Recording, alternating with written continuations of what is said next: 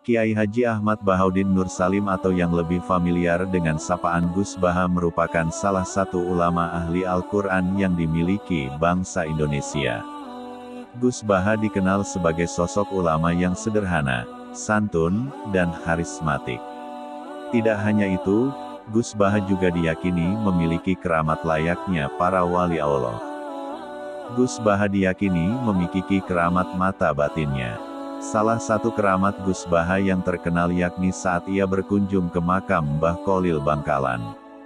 Nampaknya, menjadi salah satu seorang wali Allah sudah menjadi cita-cita Gus Baha. Hal itu pernah diungkapkan Gus Baha dalam suatu kesempatan. Gus Baha sendiri merupakan putra dari Kiai Nur Salim, pengasuh pesantren Al-Quran di Kragan, Narukan, Rembang. Ayah Gus Baha merupakan murid dari Kiai Arwani Kudus dan Kiai Abdullah Salam Kajen Pati. Keduanya merupakan ulama Al-Quran besar yang ada di Indonesia. Keramat wali yang dimiliki oleh Gus Baha ini tidak lepas dari didikan sang ayahandanya sejak kecil. Gus Baha kecil memulai menempuh gemblengan keilmuan dan hafalan Al-Quran di bawah asuhan ayahnya sendiri. Hingga pada usia yang masih sangat belia, Gus Baha telah menghatamkan Al-Quran beserta qiraahnya dengan lisensi yang ketat dari ayahandanya. Menginjak usia remaja, ayahanda Gus Baha menitipkan putranya itu untuk mendok kepada Kiai Haji Maimun Zubair di Pondok Pesantren Al-Anwar Sarang, Rembang. Di Pondok Pesantren Al-Anwar inilah Gus Baha terlihat sangat menonjol dalam fan ilmu syariat seperti fikih, hadis, dan tafsir. Saat mondok di Al-Anwar ini, Gus Baha mampu menghatamkan hafalan Sahih Muslim lengkap dengan matan, rawi, dan sanadnya.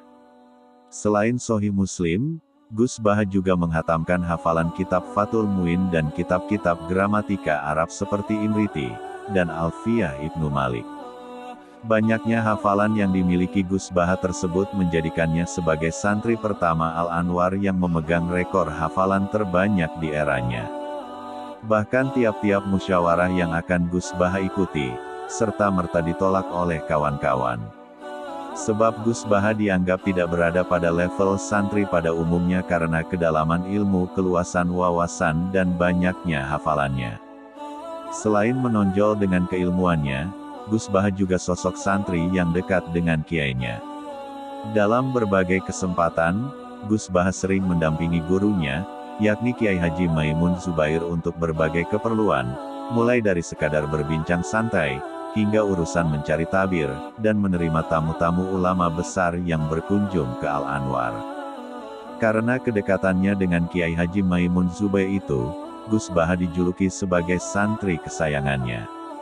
Pernah pada suatu ketika, Gus Baha dipanggil untuk mencarikan tabir tentang suatu persoalan oleh Kiai Haji Maimun Zubair. Di saat inilah, kemampuan keramat Gus Baha muncul.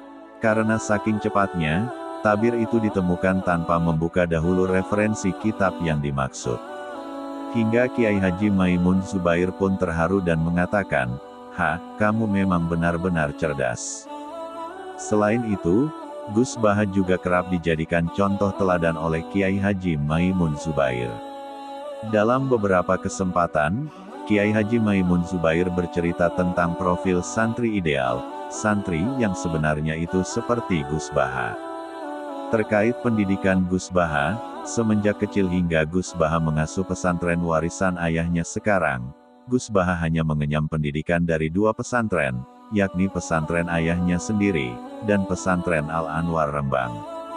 Pernah suatu ketika, ayah Gus Baha menawarkan kepadanya untuk mondok di Yaman. Namun Gus Baha lebih memilih untuk tetap di Indonesia, berkhidmat kepada alma maternya. Keramat lain yang dimiliki Gus Baha yakni tentang kesederhanaannya. Kesederhanaan Gus Baha bukanlah sebuah kebetulan, namun merupakan hasil didikan ayahnya sejak kecil. Gus Baha memang sosok yang sangat sederhana, kesederhanaannya bukan karena keluarga Gus Baha miskin.